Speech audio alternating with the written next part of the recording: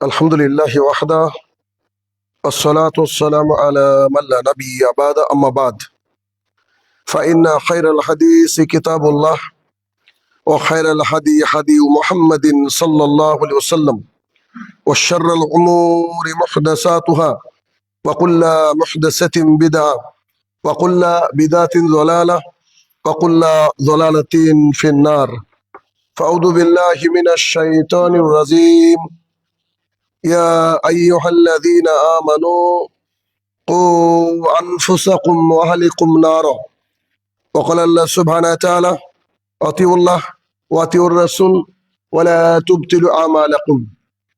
عن أبي هريرة رضي الله تعالى عنه قال قال رسول الله صلى الله عليه وسلم كل أمة يدخلون الجنة إلا من آبى قيل يا رسول الله من آبى قال من أطاعني دخل الجنة ومن أساءني فقد أبى.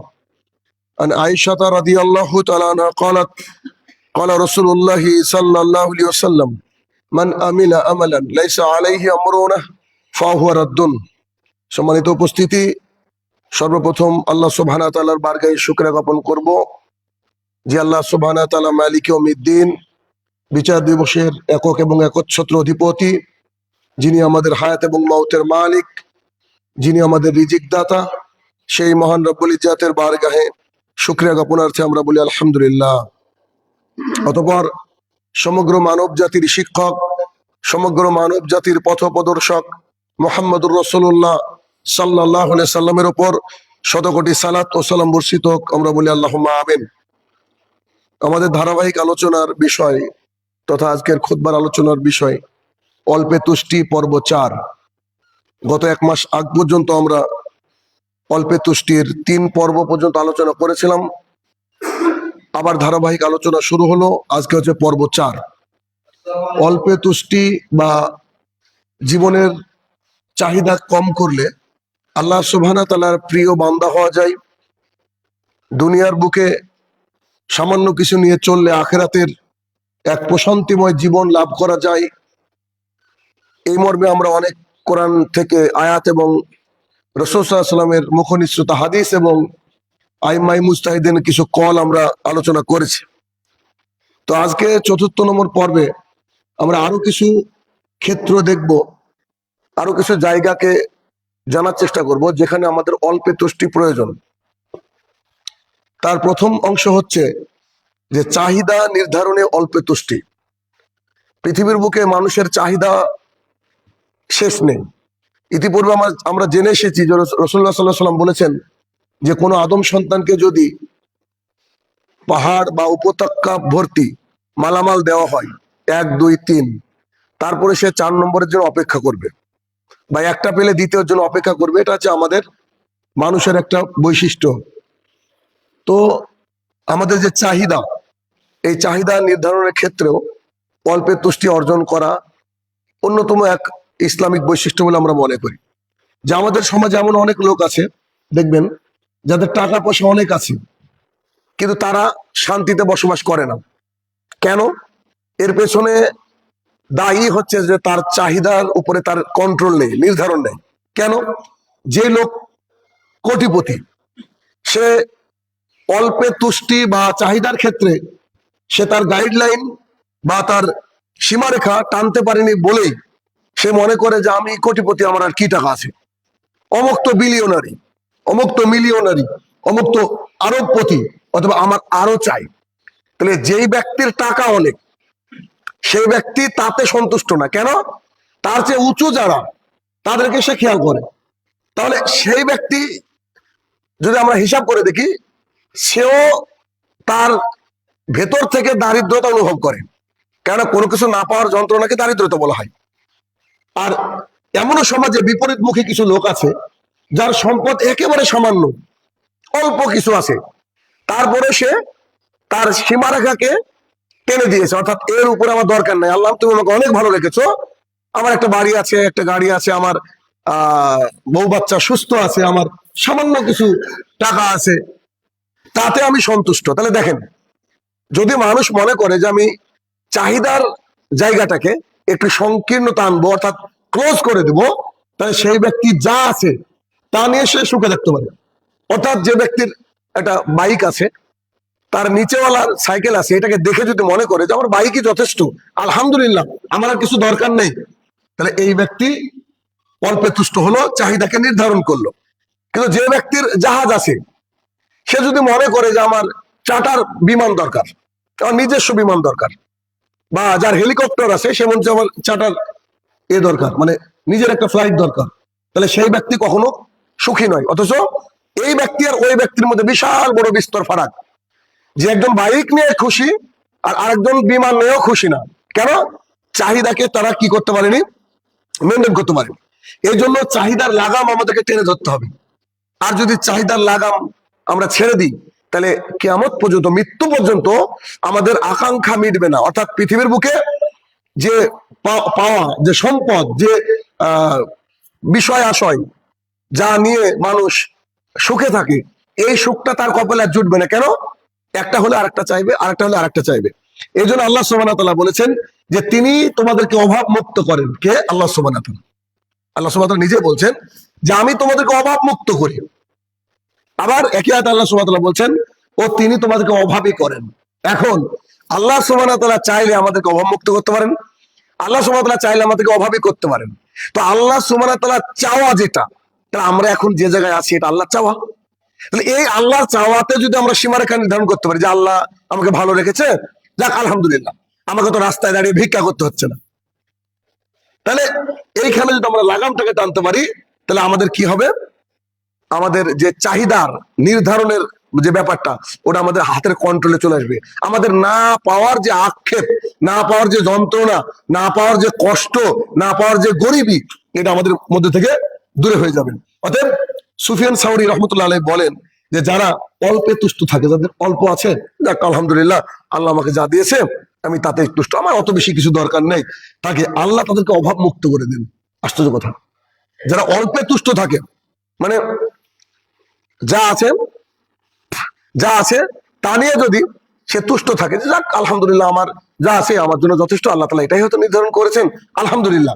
কেউ যদি অল্পে তুষ্ট থাকে, আল্লাহ সুবহানাহু ওয়া তাআলা তাকে অভাব মুক্ত করে দেন। তাহলে আর যারা অল্পে তুষ্টে থাকে না, তাহলে কি করবে? যারা অল্পে তুষ্টে থাকে না, আল্লাহ তাদেরকে দারিদ্রতার মধ্যে নিমজ্জিত করেন। এর বাস্তব প্রমাণ, যেটা আমি উদাহরণ দিলাম, আমি জানি না উদাহরণটা বোধহয় বোঝাতে পারিনি আপনাদেরকে, ডিফিকাল্ট হয়েছে কিনা, আরো একবার একটু বোঝানোর চেষ্টা করি। এটা খুব গুরুত্বপূর্ণ জিনিস। কেমন? দেখবেন যার যত বেশি আছে তার তত বেশি অভাব।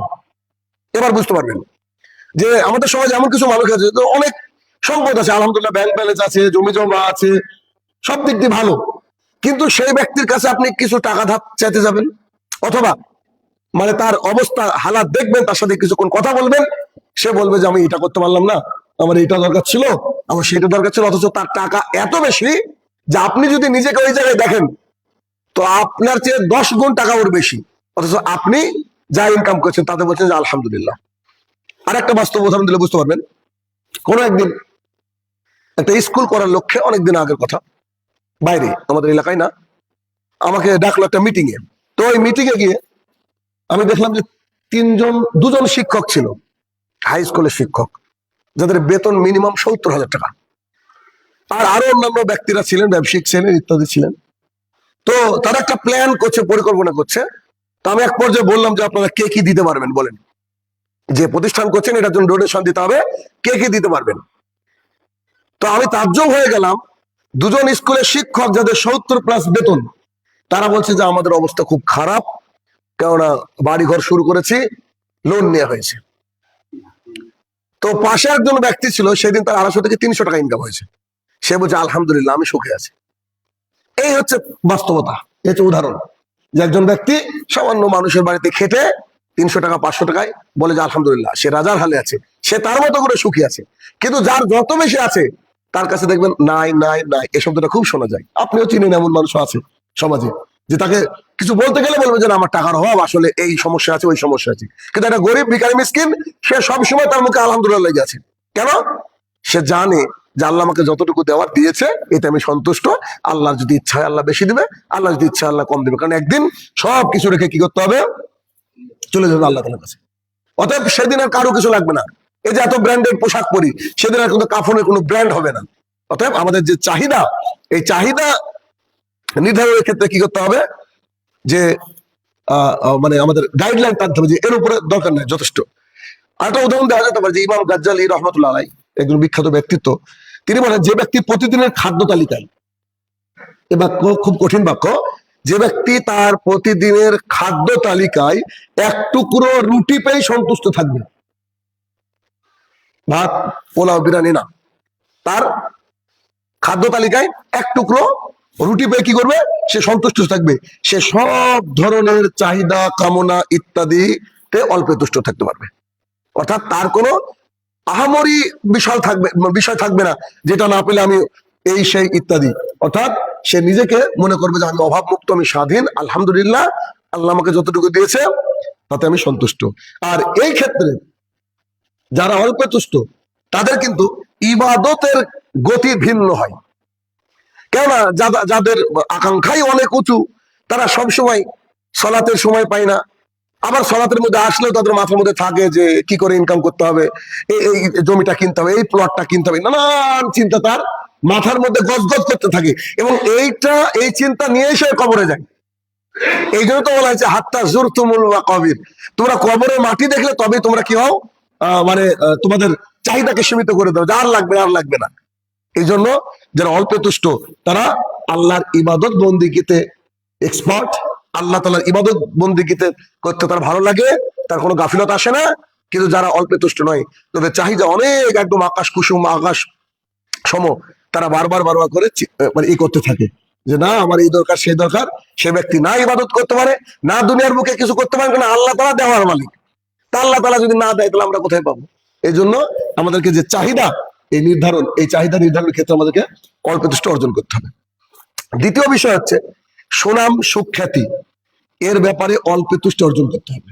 এটা খুব কঠিন একটা কথা। এটা কেমন, যে সুনাম সুখ্যাতি এই দুটো রিজিক। আমরা মনে করি রিজিক মানে শুধু টাকা পয়সা ভাত, না।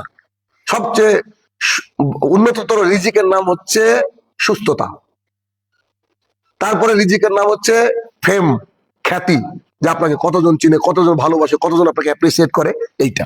তো সেই সুনাম সুখ্যাতির ব্যাপারে কি করতে হবে, অল্পে তুষ্টি অর্জন করতে হবে। বেশ কিছু উদাহরণ দিব ইনশাআল্লাহ এই বিষয়ে। একটা জিনিস মাথার মধ্যে রাখতে হবে যে আল্লাহ সুবহানাহু ওয়া তাআলা কাউকে সম্মান দেওয়ার মালিক, আল্লাহ সুবহানাহু ওয়া তাআলা কাউকে অপমান করার মালিক। আচ্ছা, তো যেটা আল্লাহ সুবহানাহু ওয়া তাআলা যার জন্য যতটুকু প্রযোজ্য তিনি তো সবচেয়ে ভালো বুঝবেন, তিনি তাকে অতটুকু দিবেন। কিন্তু মানুষ আমরা করি কি, যে আমরা ভাইরাল হওয়ার নেশায়, আমরা একে অপরের সাথে পরিচিত হওয়ার নেশায়, আমরা গোটা বিশ্ব আমাকে চিনুক, এই চিন্তায় মানুষ তার যে অল্পে তুষ্টির জায়গা সে থেকে ছাড়িয়ে অনেক দূরে চলে যায়, এবং অন্যায় কাজ করতেও তার দ্বিধা হয় না। এরকম উদাহরণ বহু রয়েছে।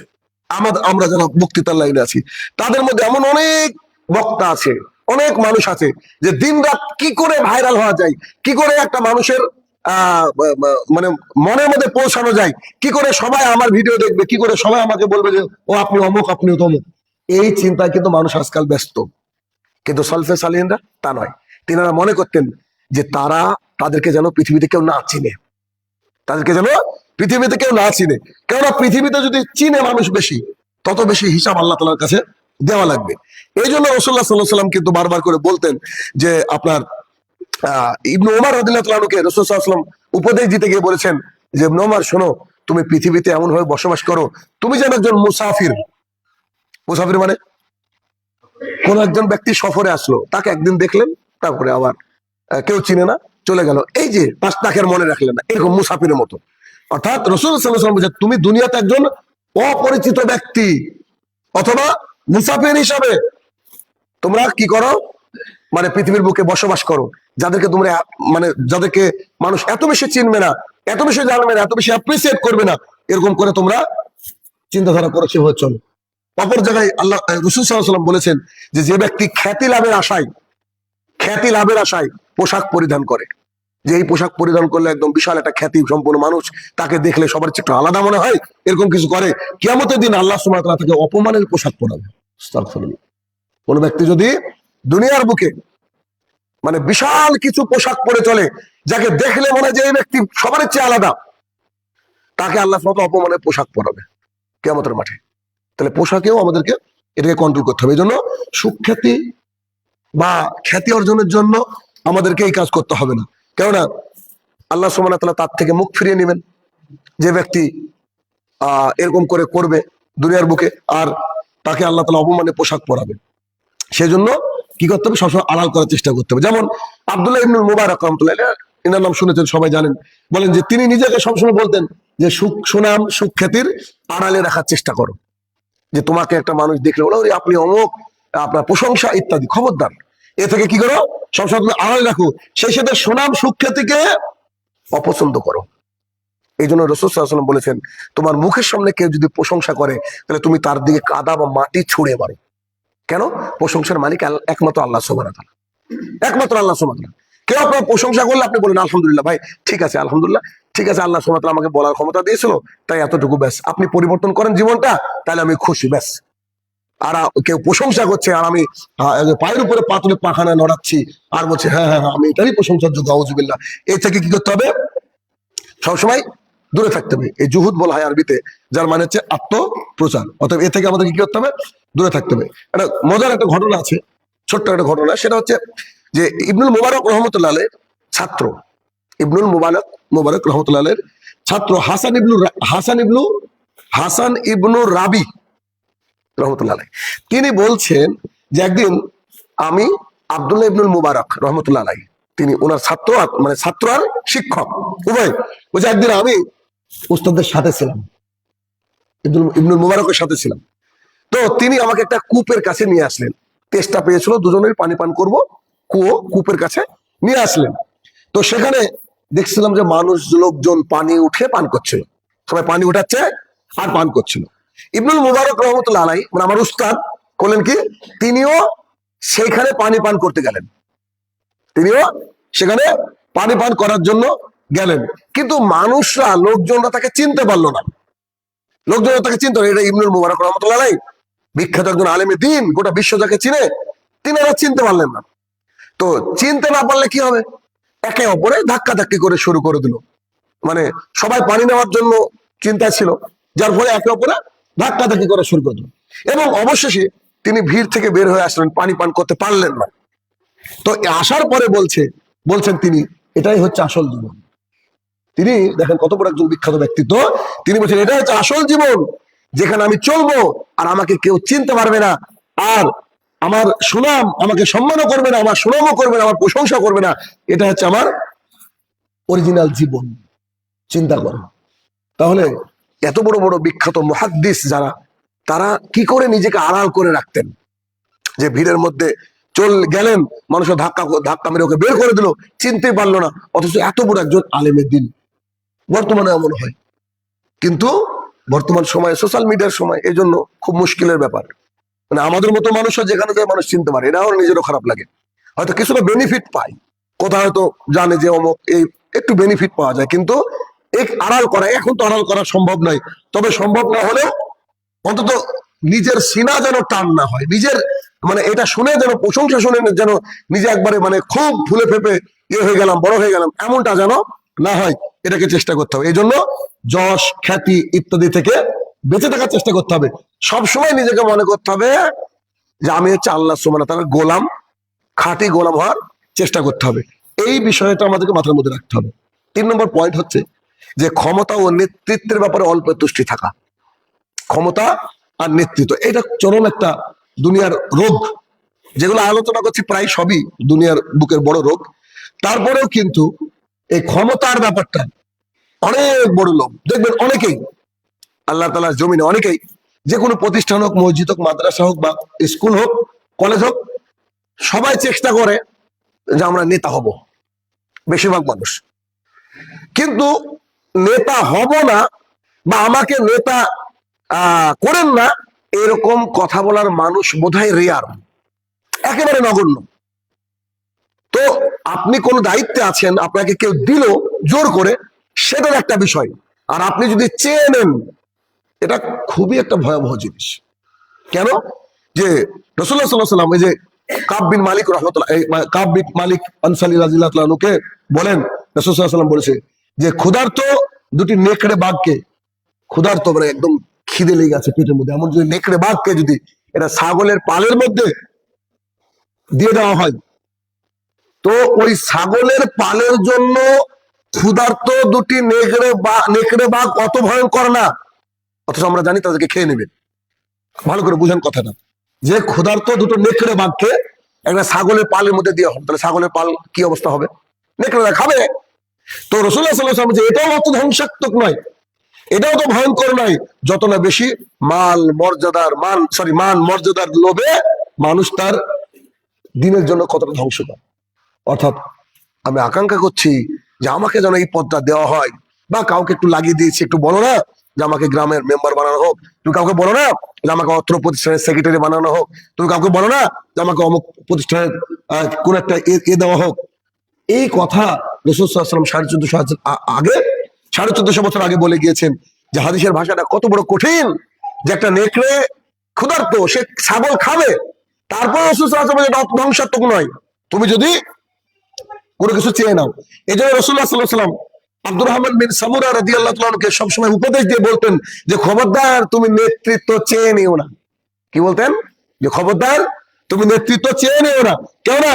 তুমি যেটা চাওয়ার মাধ্যমে প্রাপ্ত হও, তোমাকে যদি দিয়ে দেওয়া হয়, তুমি চাইলে দিয়ে দেওয়া হয়, তাহলে তোমাকে তার দিকে সরপদ করা হবে, আল্লাহ তাআলা তোমাকে ওই দিকে পাঠিয়ে দিবেন।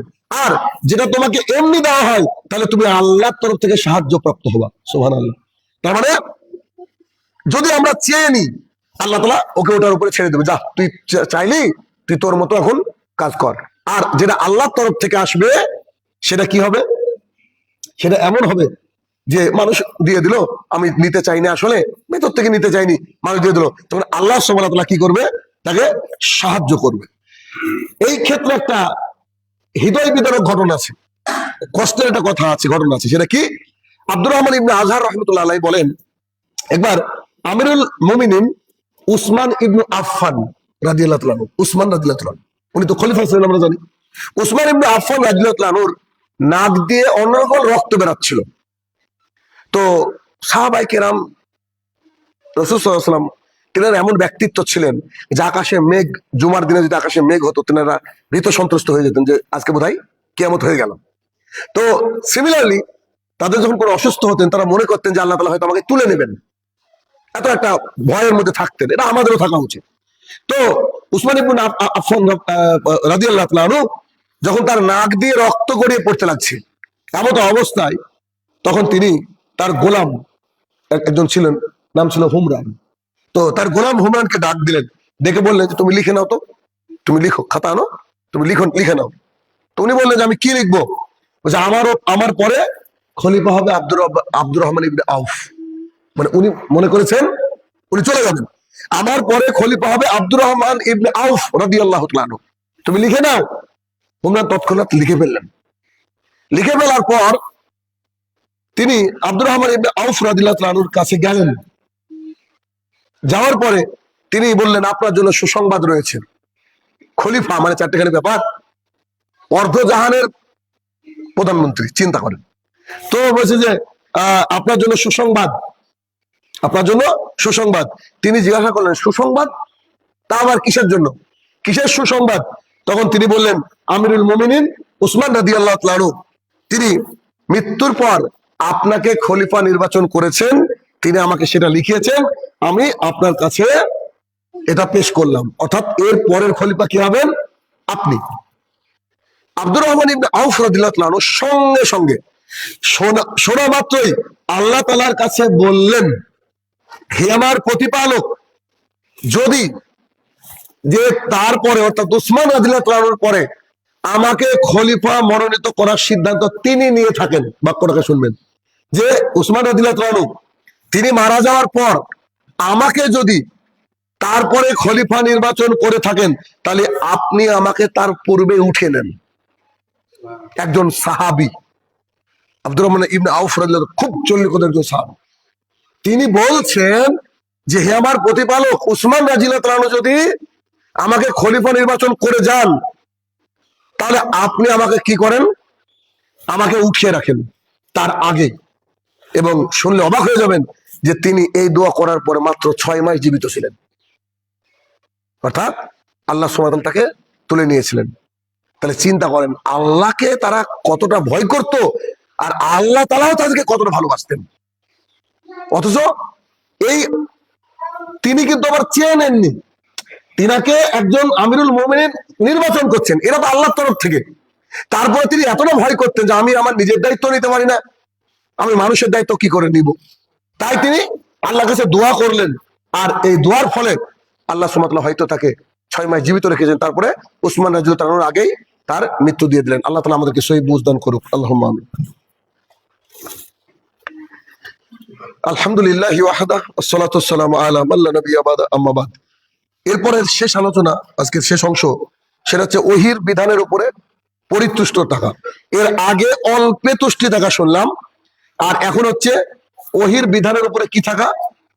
পরিতুষ্ট থাকা, সন্তুষ্ট থাকা। যে আল্লাহর তরফ থেকে যে ওহী আসে, ওহী হচ্ছে দুই প্রকার, ওহী মাতলু আর হচ্ছে গায়র মাতলু। ওহী মাতলু হচ্ছে সরাসরি কোরআন, আর ওহী গায়র মাতলু হচ্ছে মুহাম্মদ সাল্লাল্লাহু আলাইহি ওয়াসাল্লামকে আল্লাহ সুবহানাহু ওয়া তাআলা যে হাদিসগুলো শিখিয়েছেন, বলেছেন, তিনি আমাদের সামনে পেশ করেছেন, এটাকে গায়র মাতলু বলা হয়। অর্থাৎ আল্লাহ সুবহানাহু ওয়া তাআলার যে ওহী তিনি মানব জাতির জন্য যেগুলো নাজিল করেছেন, তাতে আমাদেরকে পরিতুষ্ট থাকতে হবে। মনে হবে যে না, এটা বোধহয় আমার উপরে জুলুম, আপাত দৃষ্টিতে মনে হতে পারে।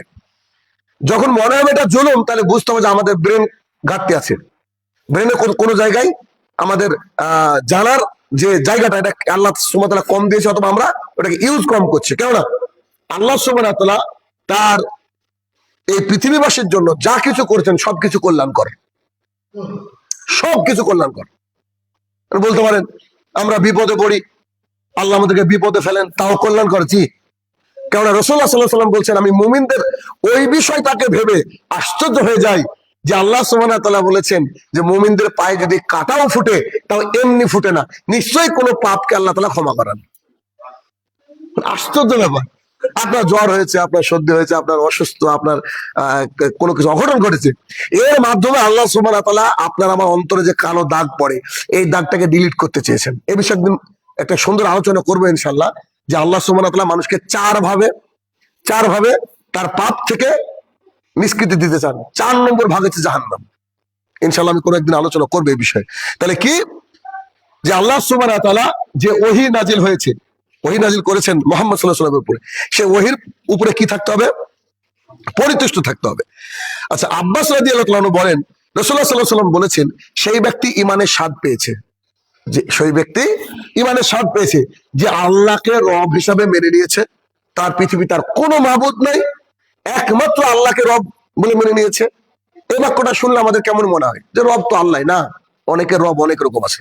আজকে বিভিন্ন জাতির দিকে তাকিয়ে দেখেন, কে বলে 3 জন, কে বলে 33 কোটি, কে বলে 10 জন, কে বলে কত, যারা মুসলমান নিজেকে দাবি করে, অথচ মাজার মুখী তাদের রব একজনও না।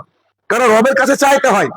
আজকে বলবেন আপনি ইয়াকা না'বুদু ওয়া ইয়াকা নাস্তাইন, অথচ আপনি আমি গিয়ে মাজারে যদি সন্তান চাই, তাহলে আমার রব আল্লাহ আবার মাজার বলা হয়ে গেল। তো সেই জন্য আল্লাহ সুবহানাহু ওয়া তাআলা রাসূল সাল্লাল্লাহু আলাইহি ওয়াসাল্লামকে দিয়ে বলালেন যে তুমি বলো যে সেই ব্যক্তি ঈমানের স্বাদ পেয়েছে যে ব্যক্তি আল্লাহকে রব হিসেবে মেনে নিয়েছে। 2, ইসলামকে দ্বীন হিসেবে মেনে নিয়েছি। 3, মুহাম্মদ সাল্লাল্লাহু আলাইহি ওয়াসাল্লামকে রাসূল হিসেবে পেয়ে সন্তুষ্ট, যে আল্লাহ রাসূল সাল্লাল্লাহু আলাইহি ওয়াসাল্লামকে পেয়ে সন্তুষ্ট। এই জন্য ইবনে উমর রাদিয়াল্লাহু আনহু খুব বলতেন যে আমরা জাহালাতের মধ্যে ছিলাম, আল্লাহ তাআলা আমাদেরকে দ্বীন ইসলামের পথে এনেছেন, আর আপনার মতো একজন নবী পেয়েছি, এরপরে আর কি আমাদের দরকার? আসলে তো কিছু দরকার নেই। দেখেন আজকে কত বিজাতি আছে, লাখ লাখ কোটি কোটি মিলিয়ন ট্রিলিয়ন মানুষ আছে, যাদেরকে আল্লাহ তাআলা হিদায়াত দেয়নি, আমাদের জন্য কেউ দোয়া করেনি, অথচ আল্লাহ সুবহানাহু ওয়া তাআলা আমাদেরকে মুসলমান বানিয়েছেন। এর চেয়ে সৌভাগ্যের কত কি যে আছে, এটা আমি হয়তো বুঝাতে পারবো না আমার ভাষা দিয়ে। এটা কিয়ামতের মাঠে গেলে বুঝতে পারবেন যে তারা কত মিসকিন। হতে পারে তাদের টাকা আছে, হতে পারে তাদের ম্যান পাওয়ার আছে, অর্থ প্রতিপত্তিতে বিশ্বের সেরা, কিন্তু কিয়ামতের মাঠে গিয়ে একেবারে অসহায় হয়ে যাবে। আর মুসলমান হলে অন্তত পক্ষে কোনো একদিন জান্নাতে যাবে ইনশাল্লাহ, হয়তো জাহান্নামে পূর্বে অনেকদিন ধরে, মানে আল্লাহর ইতাআত করলে একদিন আল্লাহ সুবহানাহু ওয়া তাআলা জান্নাতে দেবে। তাহলে মুসলমান হওয়া তো একটা ব্যাপার আছে, এটার জন্য তো অনেক তপস্যা লাগে, কিন্তু আল্লাহ সুবহানাহু ওয়া তাআলা আমাদেরকে অটোমেটিকলি বানিয়েছেন। এই জন্য বলেছেন যে কি, যে ওহীর বিধান যখন তোমার উপরে আসবে, সেই বিধানের উপরে তুমি কি থাকো? পরিতুষ্ট থাকো, যে আলহামদুলিল্লাহ আল্লাহ আমার উপরে যা নাজিল করেছেন আমি এর জন্য যথেষ্ট। আমার মনে হয় না যে আল্লাহ তাআলার এই বিধান বাদ দিয়ে আমাদেরকে অন্য কিছু খুঁজতে যেতে হবে। অর্থাৎ কোরআন এবং সুন্নাহর বাইরে কেউ যদি তার মানে কোনো কিছু খুঁজে তার কল্যাণের, তাহলে বুঝতে হবে যে ওহির প্রতি সন্তুষ্ট না। কেমন একটা উদাহরণ দিলে বুঝতে পারবেন। যেমন ধরেন অনেকেই যারা মডার্ন যুগের মানুষ, বর্তমান সময় আমাদের সময়ের মানুষ, তারা কি বলে জানেন? ইসলামের সব বিধান ভালো, কিন্তু একজন বিবাহিত পুরুষ বিবাহিতা নারী জিনা করলে তাকে গলা পর্যন্ত পুঁতে দিয়ে তার উপরটাকে ইট পাথর দিয়ে মেরে উড়িয়ে দিতে হবে, মেরে ফেলতে হবে, এটা বর্বর না? এটা মানুষ বলে। কিন্তু খেয়াল করে দেখেছেন যে বিবাহিতা নারী যদি জিনা করে একটা পুরো পরিবার নষ্ট হয়ে যায়, তার সন্তান সন্ততি নষ্ট হয়ে যায়, কত কি নষ্ট হয়ে যায়। কেন? এটা হচ্ছে তার কারণ, যে পরিবার নষ্ট হওয়া খুব খারাপ একটা জিনিস। আরো যদি উদাহরণ আমরা দেখি তাহলে বলবো যে না, সবই ঠিক আছে, কিন্তু ইসলামে চুরি করলে কেন হাত কেটে দেওয়া হয়? চুরি করা একদম নাই, চুরি করার বিধান হাত কেটে দেওয়া আছে বলেই সৌদি আরবের একজন লোকের হাত কাটা নাই। কেন? সৌদি আরবের বুকে মানুষ চুরি করে না, এই জন্য। নিয়ম যত কড়া করবেন মানুষ তত পাপ থেকে দূরে থাকবে, এটা স্বাভাবিক কথা। কিন্তু আমরা এই বিষয়টা বুঝি না। তো এই জন্য যেমন এই যে আল্লাহ সুবহানাহু ওয়া তাআলা কোরআনুল কারীমে 4টে বিয়ের কথা বলেছেন, যে একজন পুরুষ 4টে বিয়ে করতে পারে। এটা এখন আমরা বুঝতে পারবো না, যখন আরো দিন যাবে তখন আমরা বুঝতে পারবো যে নারী এত বেড়ে যাবে, এত বেড়ে যাবে যে কোন একজন নারী যদি খালি পুরুষের আন্ডারে থাকতে চায় তাহলে সে নিজেকে ধন্য মনে করবে। একসময় আসবেই যে একজন মানুষের 4টি করে স্ত্রী হবে। কেন? যদি এখন বর্তমানে যে সমীক্ষা, তাতে পুরুষের চেয়ে নারী এত বেশি, যদি পুরুষরা একের অধিক বিয়ে না করে তাহলে কিন্তু এই নারীরা পতিতাবৃত্তি করবে, নিজের শরীরকে বিক্রি করে খাবে। এটা তো হারাম। অথচ একজন পুরুষ সে যদি চাই 2জন নারীকে পুষতে পারে, 3জন নারীকে পুষতে পারে। ইসলাম বলছে তুমি 1 2 3 4 করো, যদি ইনসাফ কায়েম না করতে পারো একটা যথেষ্ট। তোমাকে জোর দেওয়া হয়নি যে তোমাকে করতে হবে, এটা বলা হয়নি, কিন্তু বিধানটা দিয়ে রেখেছে। তাহলে মেয়েদেরকে এটাকে মেনে নিতে হবে। তারা স্বামীর ভাগ দিতে চাইবে না, এটাও সত্য কথা, কিন্তু মেনে নিতে হবে যেটা আল্লাহ তাআলার বিধান। রাসূলুল্লাহ সাল্লাল্লাহু আলাইহি ওয়াসাল্লাম যেমন একটা হাদিস বুঝতে অনেক অসুবিধা হয়েছিল কিছুদিন আগ পর্যন্ত, যে রাসূলুল্লাহ সাল্লাল্লাহু আলাইহি ওয়াসাল্লাম বলেছেন তোমাদের খাবারে যদি মাছি বসে, মাছি, তো মাছির বৈশিষ্ট্য হলো যে ও খাবারে বসার সাথে সাথে বাম ডানা, ওর বাম দিকের পাখা আছে, বাম ডানা ডুবিয়ে দেয়। তো রাসূল সাল্লাল্লাহু আলাইহি ওয়াসাল্লাম যে বাম ডানায় তার জীবাণু থাকে, ওই খাবার খেলে আপনার পেটে অসুস্থ হবেন আপনি, আমি অসুস্থ হব। রাসূলুল্লাহ সাল্লাল্লাহু আলাইহি ওয়াসাল্লাম বলছেন ওই মাছিকে খাবারের মধ্যে ডুবিয়ে দাও। আশ্চর্য কথা, ওই মাছিকে খাবারের মধ্যে ডুবিয়ে দাও। মাছির বাম ডানায় রোগ থাকে, ডান ডানায় অসুখ থাকে, নিরাময় থাকে। তখন বিজ্ঞানীরা বলছে এইটা পেয়েছি, মাছি কিসের উপরে নোংরার উপরে বসে, আর ওই খাবারকে আল্লাহ রাসূল বলছে যে ডুবিয়ে দিতে হবে, এ তো মিথ্যা কথা। তখন বিজ্ঞানীরা করলো কি, একটা টিউব নিল, টিউব, ওই যে টেস্ট টিউব, ওই টিউবের মধ্যে একটা মাছিকে দিল। ফার্স্ট মাছিকে দেওয়ার পরে দেখছে যে মাছি, মানে তারা মাইক্রোস্কোপে দিয়ে দেখছে, মাছিকে একবার দিয়ে দিয়েছে, মাছি ওখানে বাম ডানে ডুবে পালিয়ে গেছে। পালিয়ে যাওয়ার আর সুযোগ পায়নি, পরে আরেকটা টিউব আছে ওখানে আটকে রেখেছে। তো তখন ওরা মাইক্রোস্কোপে দেখছে যে এতে অনেক জীবাণু আছে, এটা খেলে মানুষ অসুস্থ হয়ে যাবে। তখন ওরা করলো কি, ওই মাছি থেকে আবার আরেকটা টিউবে ছিল, ওই টিউব থেকে তাড়িয়ে নিয়ে আসলো, এসে মুখ বন্ধ করে কিছুক্ষণ ঝাঁকিয়ে রাখলো মাছিটাকে। রাখার পরে মাছিটাকে বের করে ফেললো। এখন মাইক্রোস্কোপে গিয়ে একেবারে তাজ্জব ব্যাপার, যে মাইক্রোস্কোপে গিয়ে দেখছে যে যেমন খাবার তেমন, ওখানে কিচ্ছু নাই। সুবহানাল্লাহ। আল্লাহ সুবহানাহু এই হাদিসটা বুঝতে তাদের কষ্ট হয়েছিল। তো তারা একটা মাছি দিয়ে পরীক্ষা করেনি, যে একটা মাছিতে হতেই পারে বোধহয়, এরকম কয়েকশো মাছি দিয়ে পরীক্ষা করে দেখছেন যে মুহাম্মদ সাল্লাল্লাহু আলাইহি ওয়াসাল্লাম যেটা বলেছেন এটাই হচ্ছে ফাইনাল। সুবহানাল্লাহ বিহামদি। এখানে বুঝতে হবে যে আমাদেরকে ওহী যেটা আল্লাহ সুবহানাহু ওয়া তাআলা নাজিল করেছেন, এই ওহীর পরে আমাদেরকে কি করতে হবে? সন্তুষ্ট থাকতে হবে। আল্লাহ সুবহানাহু ওয়া তাআলা আমাদেরকে সেই বুঝদান করুক। আল্লাহুম্মা আমিন। হে আমার প্রতিপালক, আমরা যেন সৎ পথে চলতে পারি, আল্লাহ তুমি সেই তৌফিক আদা করো। আল্লাহুম্মা আমিন। আমাদের মধ্যে যারা অসুস্থ রয়েছে আল্লাহ তুমি শিফা দান করো। আল্লাহুম্মা আমিন। যারা কবরের তলে শায়িত জানি না কি হালে রয়েছে, তারা যদি ক্ষমার যোগ্য হয় আল্লাহ তুমি ক্ষমা দান করো। আল্লাহুম্মা আমিন।